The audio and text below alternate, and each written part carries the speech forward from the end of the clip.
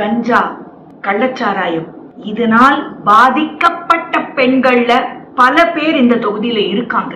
ஏன்னா கள்ளக்குறிச்சி ரொம்ப பக்கம்தான், பெரிய தூரம்லாம் இல்லை.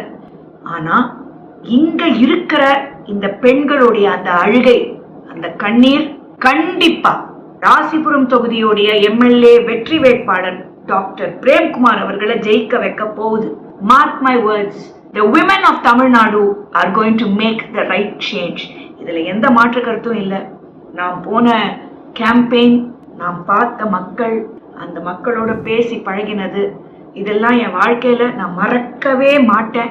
அவங்களுக்கு நான் சத்தியம் பண்ணி கொடுத்துட்டு வந்திருக்கேன்.